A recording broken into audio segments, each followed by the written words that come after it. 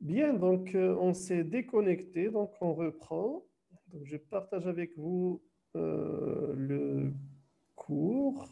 Voilà, c'est bon. Est-ce que vous m'entendez et est-ce que vous arrivez à voir le cours? Oui, Bien. Donc maintenant, lorsqu'on étudie la moyenne, donc on étudie aussi ses propriétés. Les propriétés de la moyenne viennent essentiellement des propriétés de l'opérateur sigma que nous avons vu la première fois. Donc, et en particulier, donc, on s'est intéressé à deux propriétés de la moyenne. Donc, la première, c'est que donc, la somme des écarts par rapport à la moyenne, elle est toujours nulle. Et la deuxième propriété, c'est que lorsque vous combinez de manière linéaire deux variables, vous avez d'un côté la variable x, de l'autre côté la variable y, et vous faites une combinaison ax plus by. Alors, la moyenne de cette combinaison, la moyenne de ax plus by, c'est simplement la combinaison des moyennes, c'est-à-dire a fois la moyenne x de x plus b fois la moyenne de y. Donc, retournez donc à votre cours si vous avez oublié ces propriétés, donc c'est bon à savoir.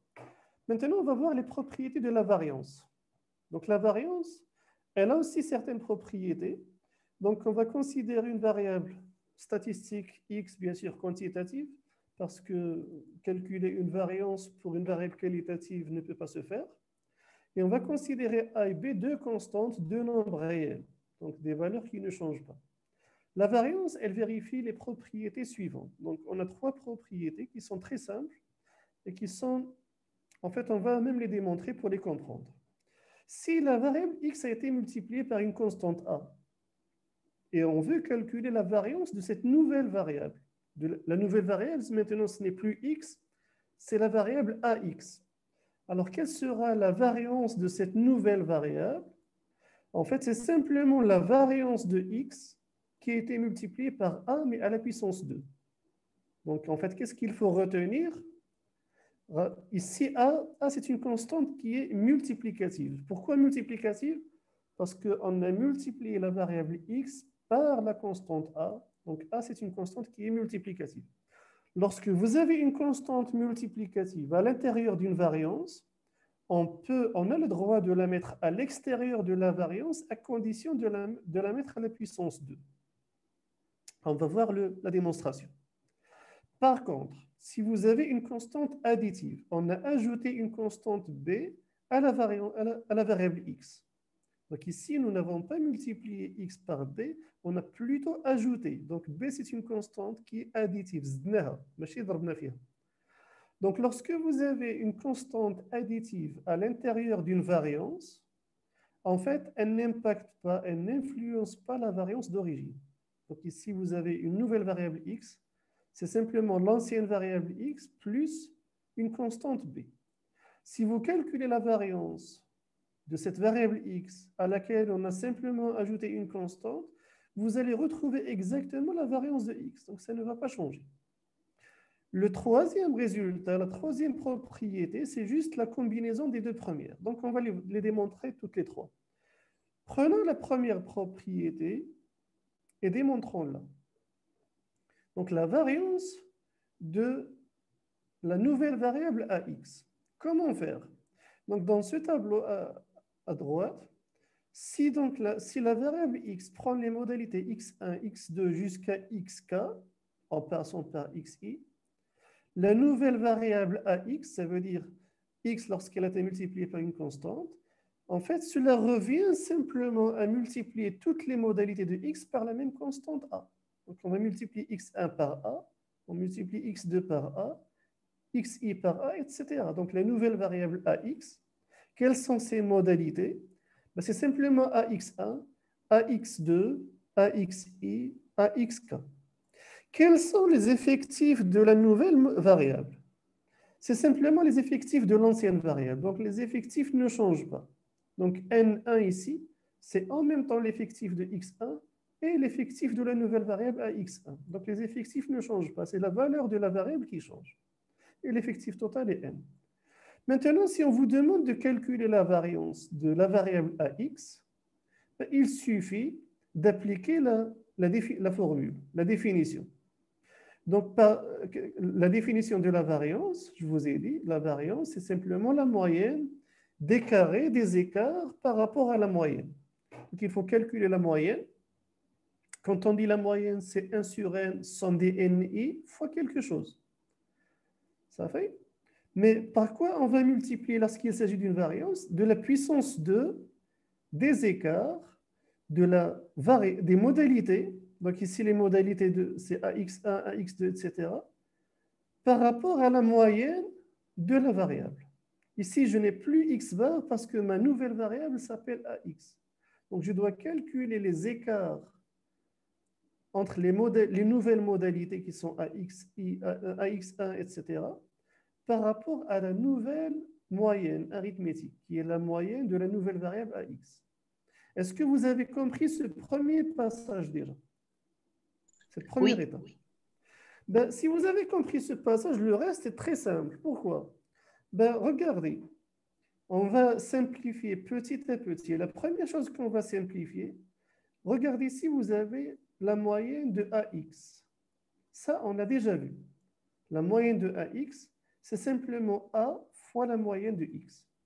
Donc, j'ai une constante multiplicative à l'intérieur de la moyenne, on a le droit de la mettre à l'extérieur. Donc ça, j'imagine que vous avez compris d'où ça vient. Donc, et pour le reste, rien n'a changé. Maintenant, qu'est-ce qu'on va faire? Qu'est-ce que vous remarquez à l'intérieur de cette formule? C'est qu'on peut factoriser par A. Donc ici, j'ai AXI. Et comme j'ai eu le droit de mettre le A à l'extérieur, donc j'ai A en facteur, donc on peut factoriser, donc c'est l'étape suivante, on peut factoriser à l'intérieur par A. Donc là, j'ai 1 sur n, somme de ni, entre crochets au carré, à l'intérieur, j'ai factorisé par A, donc il va rester A facteur de xi moins x bar, moins x bar. Et puisqu'en fait, j'ai le tout sous une puissance 2, on peut, dans une étape suivante, développer. Vous savez que A fois B, le tout à la puissance 2, c'est A puissance 2 fois B puissance 2. Donc ici, regardez, vous avez un produit au carré. Donc on peut écrire c'est égal à A au carré fois xi moins x bar au carré. Est-ce que jusqu'à cette étape, c'est clair? Oui. Bien. Donc si c'est clair, qu'est-ce qu'il reste à faire? Donc on a une somme sigma et à l'intérieur, j'ai une constante multiplicative. A au carré ne dépend pas de i. Donc j'ai le droit de la mettre à l'extérieur. A au carré, on a le droit de la mettre à l'extérieur. Qu'est-ce qu'on obtient? Donc le A au carré, le voici. Et qu'est-ce qui va rester? Il va rester 1 sur n, somme des ni, fois xi moins x bar au carré. Et qu'est-ce que vous reconnaissez ici? Donc, mis à part le A au carré, vous avez exactement la définition de la variance. Ça, c'est simplement la définition de la variance de la variable x. Et donc, si je remplace par variance de x, on a le résultat attendu qu'on vient de démontrer. Donc, la variance de ax, c'est simplement a au carré fois la variance de x. Vous comprenez pourquoi maintenant j'ai ce a au carré et pas a. Parce que certains me diraient normalement variance de ax, c'est égal à a fois variance de x. Mais pourquoi a au carré?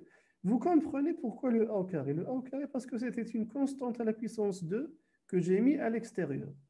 Et d'où vient la puissance 2? Parce qu'à l'intérieur, j'avais ici quelque chose à la puissance 2. Et là, on s'est permis de factoriser avec a.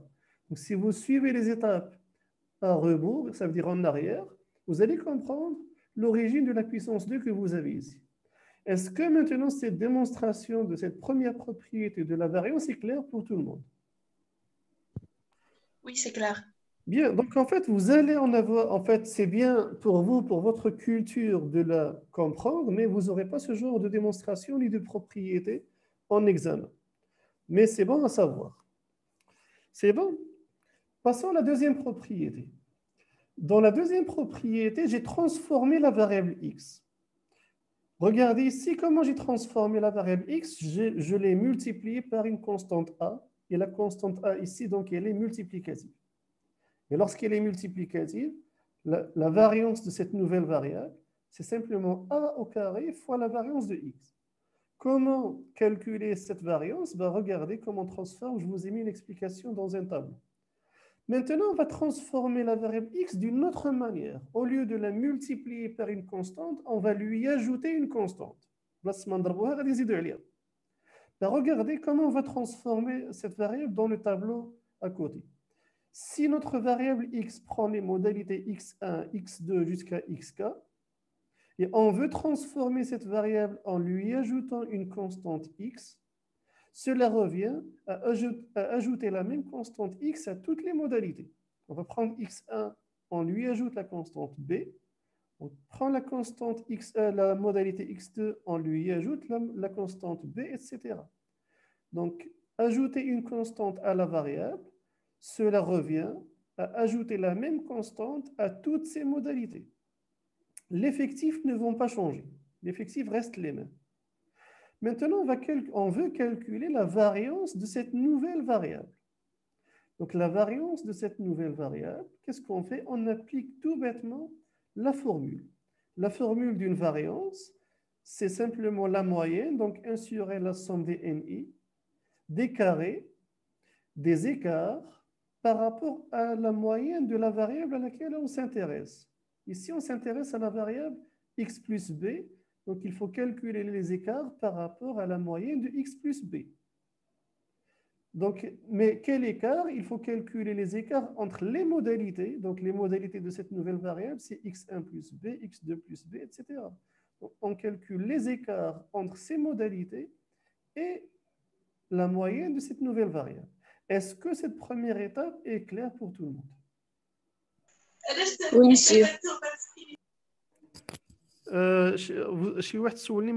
Est-ce que vous pouvez répéter votre question?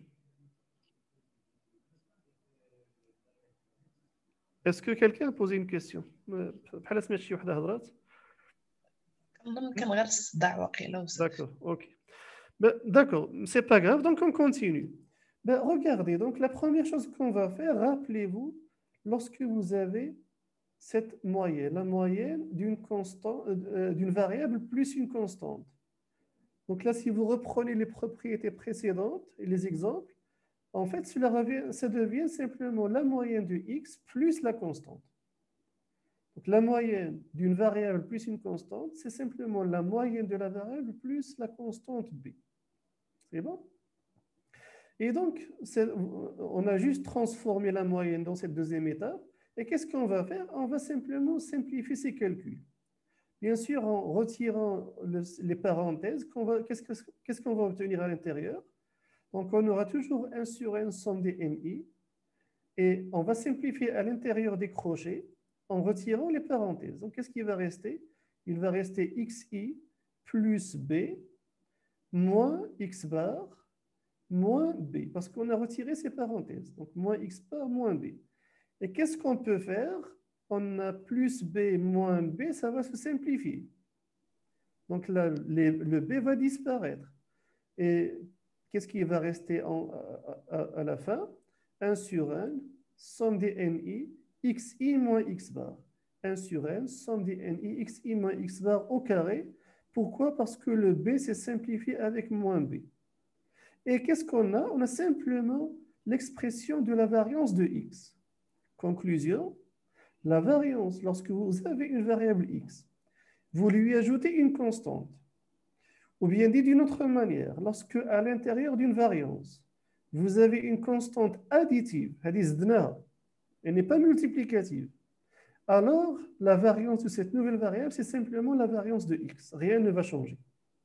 Donc maintenant, tout à l'heure, on a vu que lorsqu'on a une constante multiplicative dans une variance, il faut la sortir et la mettre à la puissance 2. Maintenant, on vient de voir que lorsqu'on a une constante additive dans une variance, il suffit de la supprimer, elle ne va pas influencer la variance. Est-ce que vous avez compris ces deux propriétés? Oui. Oui, monsieur. En fait, ce sont des propriétés qui vont vous servir dans votre avenir, pas maintenant. Donc, il faut bien les comprendre dès maintenant.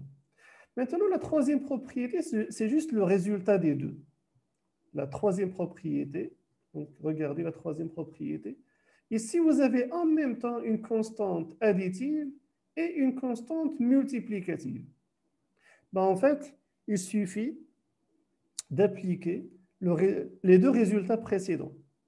Donc, comment transformer, donc, lorsqu'on prend une variable x, on la multiplie par a et on lui ajoute une constante b, en fait, dans un tableau, si vous avez une variable x qui prend les modalités x1, x2 jusqu'à xk, comment écrire en détail cette nouvelle variable ax plus b? Ben, ça revient à prendre les modalités x1, la multiplier par la constante a et lui ajouter la constante b. Et prendre la modalité x2, la multiplier par la même constante a et lui ajouter b, etc., etc. Et les effectifs ne vont pas changer. Maintenant, on ne va pas faire la démonstration comme pour les deux premières propriétés. On ne va pas faire tout ce travail. Pourquoi? Parce qu'on va simplement se servir des résultats. Regardez ici. La variance de ax plus b. La première chose que vous remarquez, c'est qu'à l'intérieur, vous avez une constante additive. Et le résultat précédent, qu'est-ce qu'il dit? Lorsque vous avez une constante additive dans une variance, ben, il suffit de la supprimer. Variance de ax plus b, c'est la même chose que variance de x. Donc, une constante additive, quand on l'ajoute, on l'additionne, elle n'a aucun effet sur la variance. Ben, bien sûr, donc, si on applique ce résultat ici, b, c'est une constante additive, donc on peut simplement la supprimer. Et qu'est-ce qui va rester? Donc, il va rester simplement variance de ax. Est-ce que c'est clair pour cette première étape? On s'est simplement servi du résultat précédent. J'ai une constante additive dans une variance, je la supprime. C'est bon? Oui, monsieur. Ben maintenant, qu'est-ce qui reste? Ben, qu'est-ce qui reste? J'ai à l'intérieur une constante multiplicative et d'après le premier résultat, lorsque vous avez une constante multiplicative dans une variance, il suffit de la mettre à l'extérieur à la puissance 2. Et donc, la variance de ax plus b, c'est simplement a au carré, variance de x. Donc, on vient de démontrer la troisième propriété. Donc, je vous rappelle, donc vous n'aurez pas les propriétés ni de sigma, ni de la moyenne, ni de la variance en examen. Donc, en examen, vous aurez simplement des calculs à faire. Donc, j'ouvre une parenthèse si vous voulez commencer à préparer les examens.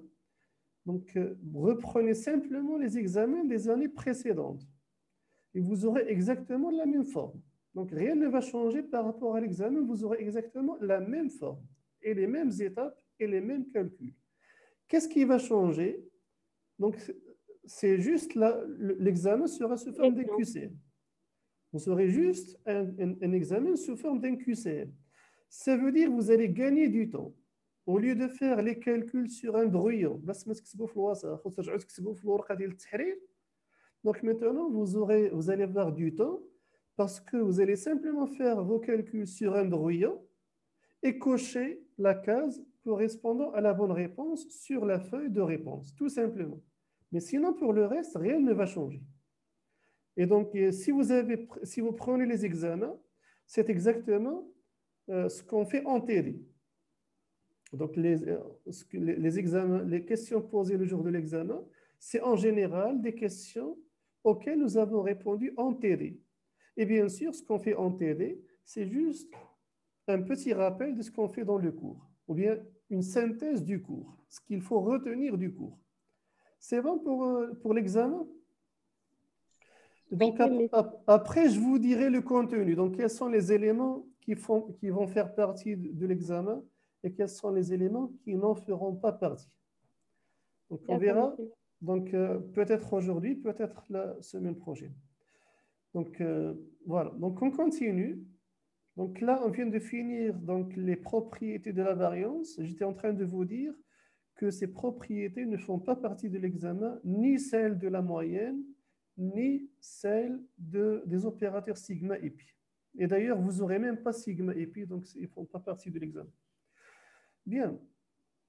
Donc ici, si on prend des exemples. Donc là, si vous avez par exemple une variable x et on vous demande de calculer la variance de 2x. Donc là, j'ai une constante 2 qui est multiplicative. Que me dit la propriété 1? si j'ai une constante multiplicative dans une variance, il suffit de la mettre à l'extérieur à la puissance 2. Et donc, 2 puissance 2, c'est 4, 4 variance de x. J'imagine que ce premier exemple est clair. Dans le deuxième exemple, vous n'avez pas une constante multiplicative, mais plutôt une constante additive.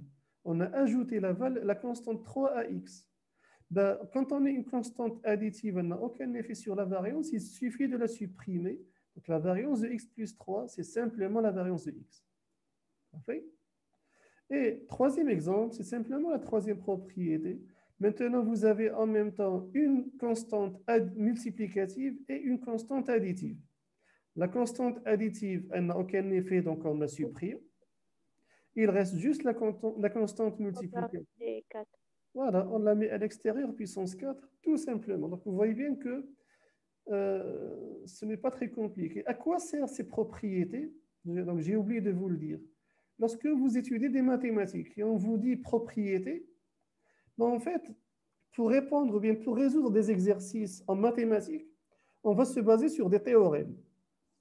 Mais parfois, ou bien des définitions. Le problème, c'est que l'application des théorèmes et des définitions, ça peut prendre du temps, c'est un peu long.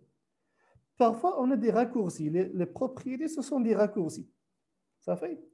Donc, on se sert des propriétés sous forme de raccourcis pour arriver rapidement à des résultats. Ça fait?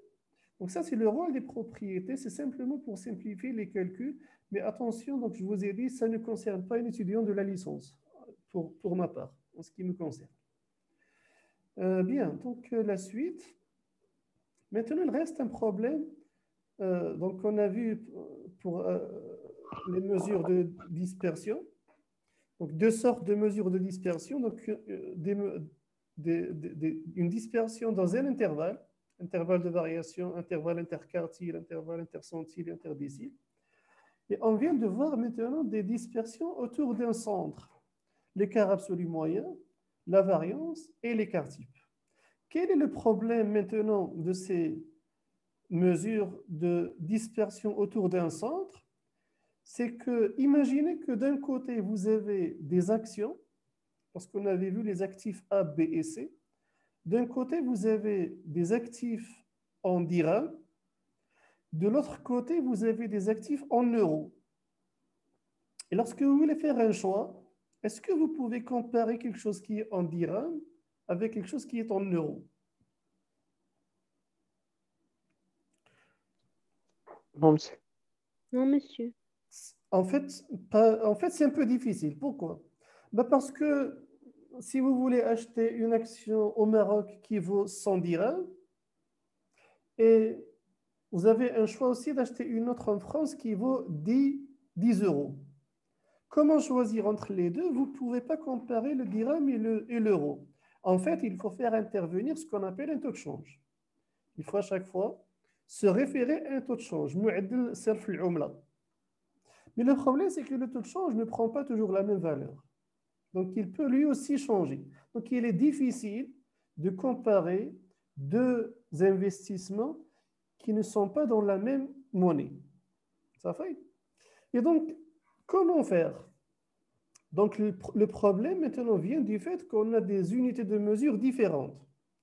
Euro, euro et dirham. Donc, comment faire pour comparer la dispersion de deux séries statistiques qui n'ont pas la même unité de mesure? L'idée, c'est comment se débarrasser de cette unité de mesure. C'est l'objet de ce qu'on appelle le coefficient de variation. Donc, le coefficient de variation noté CV comme coefficient de variation, c'est une mesure de dispersion relative. En fait, à chaque fois que vous avez l'expression relative, ça veut dire quelque chose divisé par quelque chose. On rapporte quelque chose à une autre chose. Donc, le coefficient de variation, c'est une mesure de dispersion relative. Il est égal au rapport entre l'écart type et la moyenne arithmétique. Donc, le coefficient de variation CV, c'est l'écart type divisé par la moyenne arithmétique. Donc, regardez, on a dit ici, c'est un nombre sans dimension. Quand on dit un nombre sans dimension, Ça veut dire un nombre qui ne porte pas d'unité de mesure. Ça fait? Et c'est justement à chaque fois que vous avez le terme coefficient, à chaque fois que vous avez le terme coefficient, ça veut dire que c'est un nombre sans dimension, il ne dépend d'aucune unité de mesure. Et là, vous allez savoir pourquoi. Vous allez savoir pourquoi le coefficient de variation, finalement, contrairement à la moyenne et contrairement à l'écart type, pourquoi il ne dépend pas d'unité de mesure? Pourquoi il n'a pas de dimension? On va le voir. Donc, quelle est l'utilité de ce coefficient de variation? Le coefficient de variation permet de comparer les dispersions de variables n'ayant pas les mêmes unités de mesure. C'est ce qu'on vient de dire. Si d'un côté vous avez des prix en dirhams, de l'autre côté des prix en euros, comment les comparer? Comment comparer leur dispersion? Donc là, ça va poser problème. Donc on a recours, on va passer à ce qu'on appelle le coefficient de variation, simplement parce que ce coefficient de variation, il va ne dépendre ni du dirham, ni de l'euro. Donc c'est un nombre qui ne dépend pas des unités de mesure. Et on va le voir pourquoi. Donc prenons d'abord un exemple. On va voir ça, donc vous avez la définition. Prenons un exemple et on va essayer maintenant de comparer la dispersion des exemples que nous avons traités. Rappelez-vous, donc, on a pris les besoins mensuels des étudiants en volume de données. Donc, on va dire c'est la variable X, on a calculé sa moyenne et on a calculé son écart type. Ça fait? On a vu également le besoin mensuel des étudiants en durée d'appel, que nous allons appeler la variable Y. Nous avons calculé la moyenne et nous avons calculé l'écart type. Est-ce que vous vous rappelez de ce résultat? Donc, la moyenne. Oui. Donc, tous ces éléments, c'est le résultat des calculs précédents. Maintenant, ce qu'on va faire, puisque la moyenne ici, donc lorsqu'il s'agit des besoins mensuels des étudiants en volume de données, la moyenne, c'était de 31,39 gigaoctets. Donc, il faut absolument le préciser. L'écart type, ici, en fait, j'ai noté sigma x pour dire qu'il s'agit de l'écart type de la variable x. L'écart type, on a calculé, on a trouvé 14,29 gigaoctets. Maintenant, on va calculer le coefficient de variation de la variable x. Par définition, c'est simplement le rapport entre l'écart type et la moyenne arithmétique. Donc, on doit diviser l'écart type par la moyenne arithmétique. Ici, c'est sigma x. Quelle est la valeur de sigma x? C'est 14,29 gigaoctets. Et quelle est la moyenne? C'est 31,39 gigaoctets. Qu'est-ce qu'on fait? On a le droit de simplifier par les unités de mesure. On a le droit, lorsqu'on a par exemple, dans une fraction, 2 multiplié par 3 divisé par 5 multiplié par 3. Donc, on peut simplifier par 3 en haut et en bas. Vous savez cette opération de tabsit? Oui, monsieur. Bien sûr. Mais le problème qui se pose, est-ce que cette opération de simplification peut aussi se faire sur des unités de mesure? Oui, on peut. La preuve, lorsque vous calculez une vitesse, la vitesse, en fait, c'est la distance parcourue, par exemple, en kilomètres, sur le temps en heures.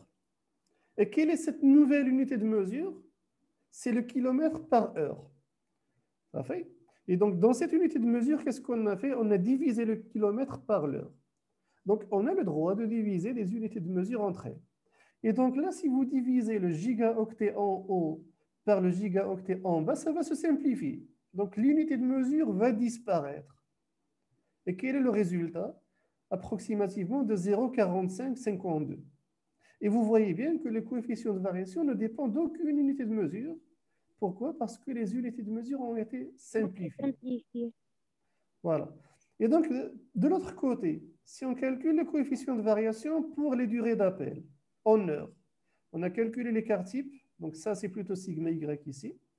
Donc 4, on a trouvé 4,35 heures. On doit diviser par la moyenne y bar qui est de 7,91 heures. Ce qu'on peut faire, on peut simplifier par l'unité de mesure, par les heures. Et le résultat, c'est 0,5499. Ben regardez, est-ce que je peux comparer la dispersion des deux séries de données en me basant sur les écarts types? Ici, j'ai un écart type de 14,29 gigas. Et ici, j'ai un écart type de 4,35 heures. Donc, on ne peut pas comparer parce qu'on n'a pas les mêmes unités de mesure. Ici, j'ai les gigas, ici, j'ai les heures.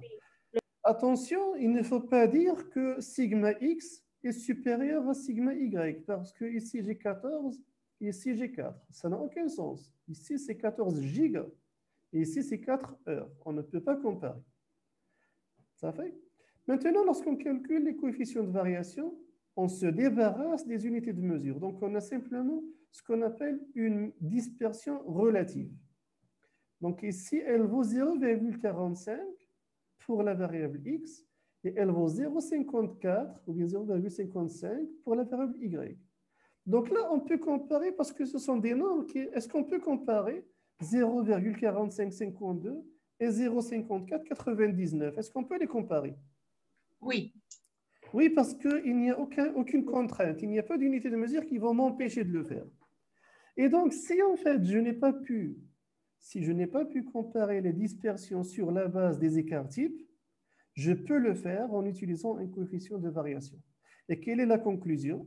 Vous avez ici une dispersion relative qui est plus élevée pour les durées d'appel que pour les volumes de données.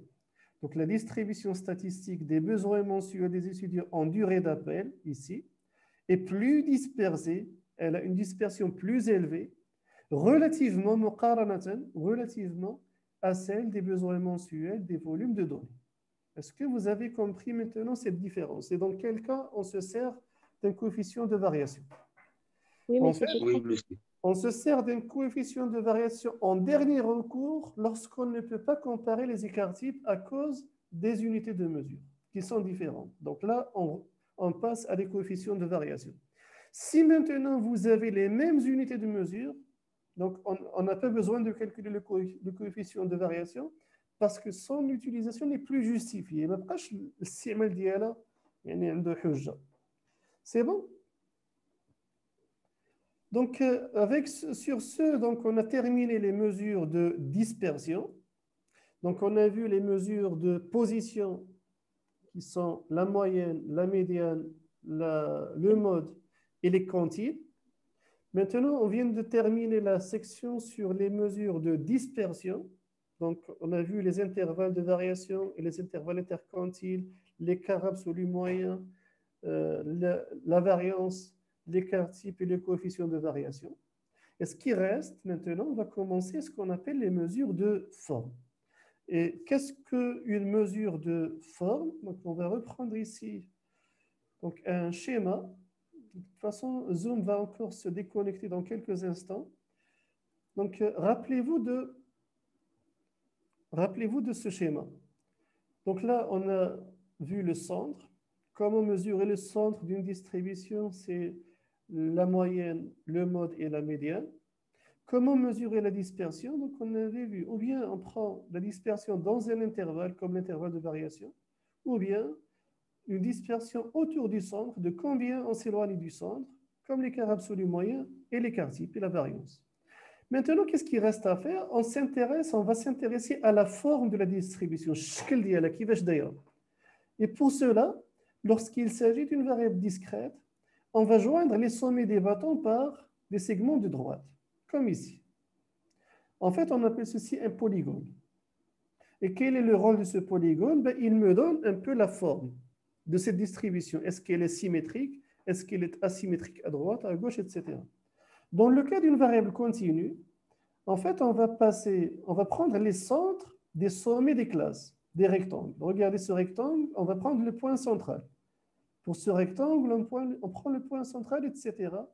Et dans le cas continu, on va étaler, on va continuer les segments jusqu'à l'axe des abscisses. Donc, pour obtenir un polygone, et quel est le rôle de ce polygone? C'est qu'il vous donne une forme sur la distribution. Et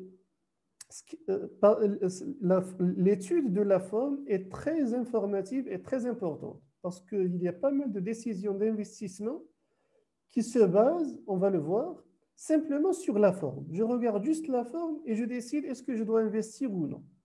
Ça fait? Maintenant, comment mesurer cette forme? Pour mesurer cette forme, on a deux types de mesures. On a les mesures d'asymétrie et des mesures d'aplatissement. Donc, regardez, lorsqu'il s'agit, on va aller jusqu'à, on va remonter. Donc là, on va commencer les mesures de forme. Voilà. Donc, on a d'un côté donc, ce qu'on appelle les coefficients d'asymétrie, de l'autre côté, ce qu'on appelle les coefficients d'aplatissement. Donc, on va voir ce que cela signifie. Donc, qu'est-ce qu'une mesure de forme? Donc, en fait, une mesure de forme, elle indique le niveau de déviation, d'éloignement d'une distribution statistique par rapport à une forme, par rapport à une situation dite normale. Quelque chose qui est normal, on va voir qu'est-ce que cela signifie. Donc, cette forme normale, ou bien la situation normale, elle est représentée, donc entre guillemets, elle est représentée par une courbe en cloche. Le jaras, une cloche ou le jaras. Regardez cette courbe, elle ressemble à une cloche. Et ça, c'est la situation dite normale. Lorsque, par exemple, vous voulez prendre la température du corps, donc, quelle est la situation normale? 37. C'est 37 degrés. Donc, on se Oui. réfère à 37. Donc, si la température est plus élevée que 37, on dit qu'on est malade, on a la fièvre. Ça fait? Et si on a une température inférieure à 37, c'est qu'on est malade, on a une hypothermie. Donc, berdani. Ça fait? Quelqu'un qui a nagé ou quelque chose comme ça, donc il peut perdre sa température. Donc, en fait, on va toujours se référer à quelque chose, une référence. Comment savoir si un nombre est positif ou négatif? Comment savoir si un nombre, est-ce qu'il est positif ou négatif? Donc, on va se référer à 0. Donc, on doit le Et comparer c'est à 0. supérieur à 0 positif, inférieur à 0 négatif. Voilà, donc à chaque fois, on compare à quelque chose, à 0. Comment savoir l'altitude d'un pays ou bien d'une montagne? On compare par rapport au niveau de la mer. Ça fait? Donc, en fait, on doit toujours se référer à quelque chose, à une référence. En statistique, la référence, c'est cette courbe en cloche. On appelle ça une courbe normale, de la loi normale, ou bien une courbe gaussienne. Donc, on va retenir juste le terme normal. Donc, une mesure de forme, qu'est-ce qu'elle sert à faire? Qu'est-ce qu'elle permet de faire? Une mesure de forme, elle indique le niveau de déviation d'une distribution statistique par rapport à la situation qui est normale, qui est la forme d'une cloche, d'il jazz. Comment est cette cloche? Cette cloche, elle est symétrique. Donc ici, vous avez un axe de symétrie dans cette cloche. Elle est symétrique par rapport à un axe de symétrie. Ça fait? Et regardez, elle n'est ni pointue, شوف الراس ديالها ما طالعش بزاف ماشي حاد ماشي ماضي ni aplati ما مبطحاش لتحت donc جات غير في الوسط. On va voir ces deux termes. Donc maintenant, comment mesurer ce niveau de déviation? Comment savoir si on s'éloigne d'une situation normale?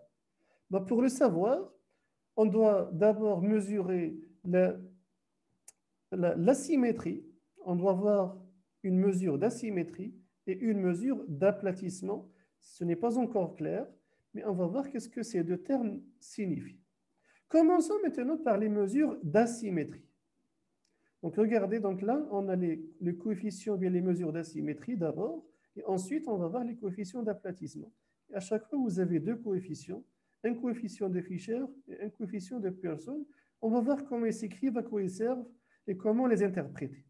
Commençons donc par les coefficients d'asymétrie.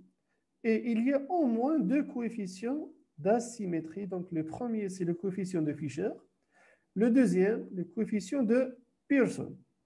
Donc, rappelez-vous d'une remarque que je viens de vous annoncer. Lorsqu'il s'agit de coefficients, lorsqu'on dit coefficient, mu'amil, c'est un nombre sans dimension. Il ne dépend pas des unités de mesure. Ça veut dire les coefficients d'asymétrie qu'on va calculer, que ce soit de Fisher ou de Pearson, ce sont des coefficients et donc ils